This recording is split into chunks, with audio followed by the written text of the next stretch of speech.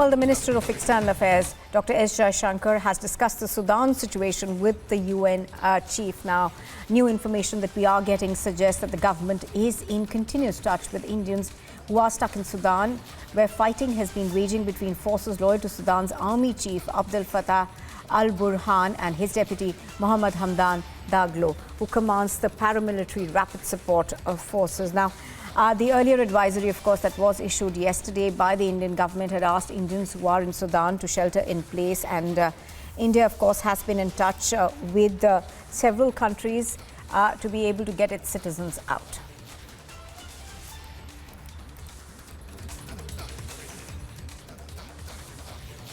Well, we had a very good meeting.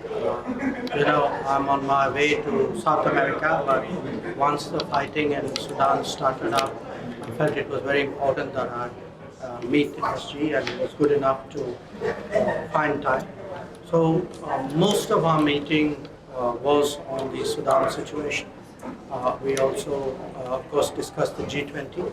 We also spent some time on the Ukraine conflict, but essentially it was about Sudan. And in Sudan, the UN is at the heart of the efforts to establish a ceasefire.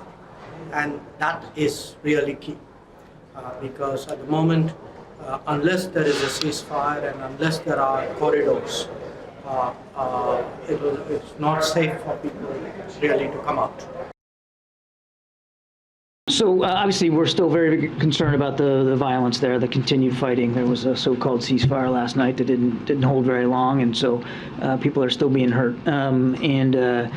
What I can tell you is that we have good accountability of all our government personnel there working in and out of the embassy. They are all not still co-located, so the State Department is still, the embassy there is still trying to get them all co-located together for their own safety. They are still sheltering in place where they are. And as you probably saw, the Pentagon did announce that they are moving forward to pre-position some military forces and capabilities nearby, just for contingency purposes in case they would be needed for any kind of evacuation. But again, no decision has been made on that. The focus right now is on urging both sides to stop this violence, to abide by a ceasefire, to allow humanitarian aid to get to people that need it. I mean, there's already shortages of food. There's concern over shortages of medicine and water. The situation is dire in Khartoum, and we continue to urge both sides now to stop this. The situation in the Republic of Sudan is deeply concerning. Sudan's Ministry of Health Emergency Operations Center reports 270 people have been killed and more than 2,600 people have been injured. Tragically, 3 workers from WFP have also been killed. I condemn all loss of life, and we stand in solidarity with our brothers and sisters in Sudan. The supplies that WHO distributed to health facilities prior to this recent escalation of conflict are now exhausted. Hospitals in Khartoum receiving injured civilians are reporting shortage of medical personnel and life-saving medical supplies. Fuel shortages for hospital generators, as well as water and power cuts, are also reportedly affecting the functionality of health facilities. I want to be very clear. All parties must ensure unrestricted and safe access to health facilities for those injured and everyone in need of medical care. WHO teams on the ground will continue to work closely with the partners and health authorities to try and fill gaps in the provision of health care, especially for trauma. I urge all sides to heed the calls for a humanitarian ceasefire, to silence the guns and to work towards a peaceful resolution.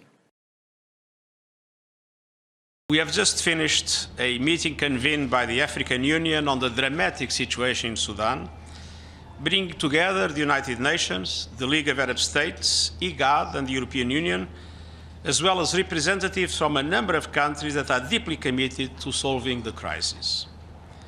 There was a strong consensus on condemning the ongoing fighting in Sudan and calling for cessation of hostilities.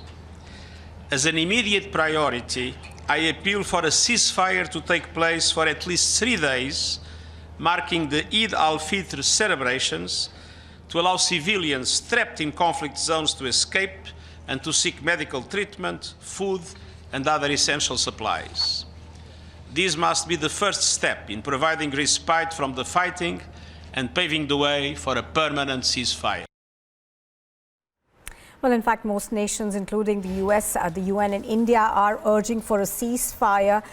Citizens, of course, who are residing in Sudan from these countries have been requested to shelter in place, but evacuation is going to be a long process. And as we've just heard, the UN Secretary General also mention, first of all, there needs to be cessation of violence. Only then can how a ceasefire, only then can evacuations actually take place. But apart from that, there appears to be a complete shortage and breakdown of food as well as other essentials in Khartoum specifically and in elsewhere in areas of Sudan. But let's quickly once again listen into what the Indian External Affairs Minister has said. He, of course, has also urged both sides to cease hostilities and work upon a ceasefire.